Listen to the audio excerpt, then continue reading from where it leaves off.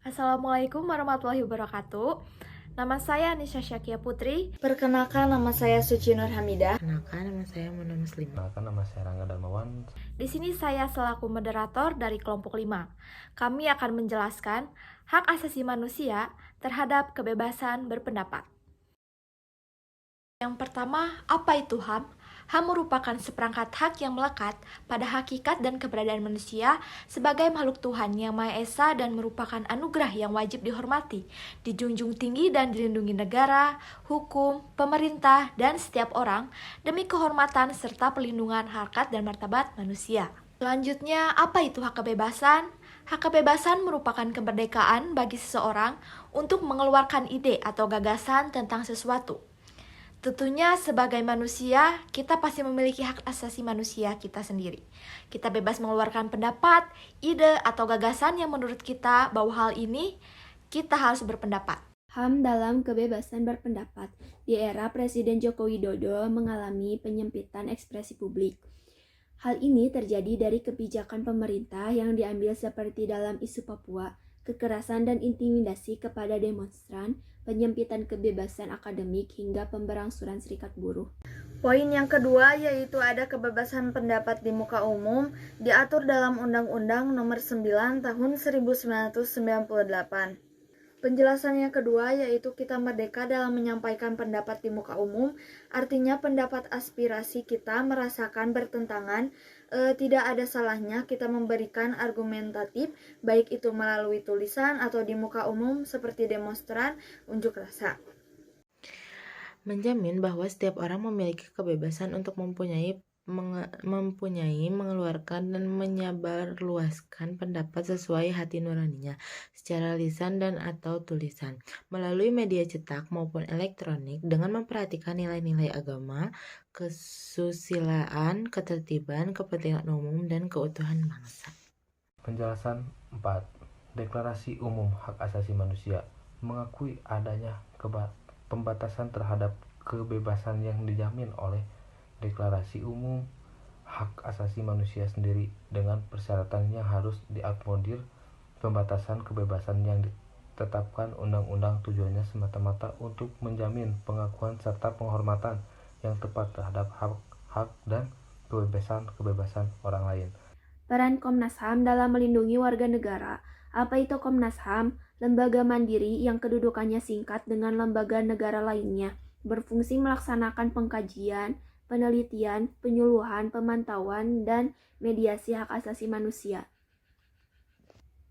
Tugas dan wewenang Komnas HAM, pengkajian dan penelitian berbagai instrumen internasional HAM dengan tujuan memberikan saran mengenai kemungkinan aksesi atau verifikasi. 2. Pengkajian dan penelitian berbagai peraturan perundang-undangan. 3. Penerbitan hasil pengkajian dan hasil penelitian. 4. Pembahasan berbagai masalah yang berkaitan dengan perlindungan. Pendidikan HAM bagi warga negara. Hakikat pendidikan adalah memanusiakan manusia atau proses humanisasi, melihat manusia sebagai satu keseluruhan di dalam eksistensinya. Pendidikan sebagai Undang-Undang Sistem Pendidikan Nasional. Undang-Undang Nomor 20 Tahun 2003 tentang Sistem Pendidikan Nasional pada Pasal 17 Ayat 1 dan 2. Penjelasan Poin 1. 1. Pendidikan dasar merupakan jenjang pendidikan yang melandasi jenjang pendidikan menengah. 2. Pendidikan dasar berbentuk sekolah dasar dan madrasah ibtidaiyah atau bentuk lain yang sederajat, serta sekolah menengah pertama dan madrasah sanawiyah untuk bentuk lain yang sederajat. 2. Kewajiban negara dalam pemenuhan hak atas pendidikan dasar. Pendidikan memegang peranan yang sangat penting untuk menjamin kelangsungan hidup bangsa dan negara. Pendidikan merupakan wahana untuk meningkatkan dan mengembangkan kualitas sumber daya manusia. Maka peraturan tentang hak-hak warga negara atas pendidikan dasar diatur dalam konstitusi sebagai bentuk jaminan kepastian hukum dan wujud pengakuan negara terhadap hak-hak warga negaranya. Reformasi penegakan HAM di Indonesia. Yang ke-1 ada subjek hukum, yang kedua ada aparat penegak hukum, yang ketiga ada perundang-undangan.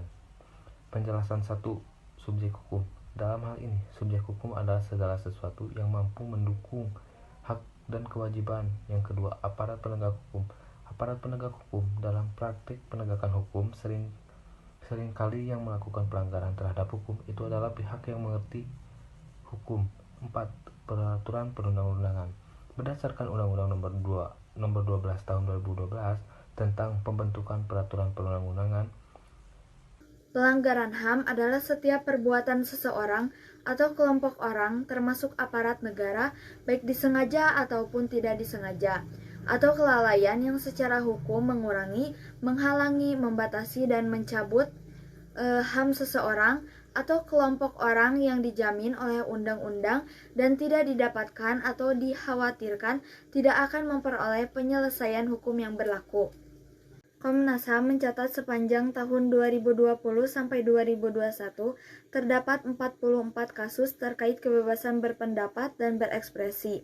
Angka tersebut berasal dari 29 kasus pengaduan masyarakat dan 15 kasus dari media monitoring yang dilakukan oleh tim pemantauan situasi kebebasan berekspresi dan berpendapat. Selanjutnya itu ada Deklarasi Universal HAM, yaitu Universal Declaration of Human Rights atau sering disebut DUHAM. Adalah pernyataan dunia tentang perlindungan atas hak asasi manusia yang terdiri dari 30 pasal. Deklarasi ini menyerukan kepada seluruh bangsa dunia untuk menjamin hak asasi manusia sesuai dengan konstitusi di negara masing-masing. Deklarasi Universal HAM merupakan respon atas banyaknya dehumanisasi. Pelanggaran HAM dapat dilihat dari kekejaman Perang Dunia Kedua dari tahun 1939 hingga 1945. Deklarasi Universal HAM mengandung 30 pasal.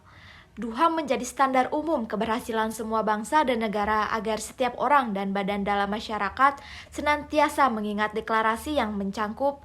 Salah satunya yaitu pada pasal 1 yang berbunyi semua orang dilahirkan merdeka dan mempunyai martabat dan hak yang sama.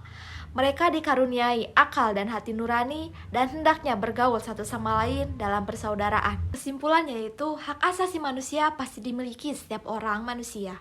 Dalam hal ini, kita memiliki salah satunya yaitu hak berpendapat. Dalam hak ini kita bebas bisa berpendapat.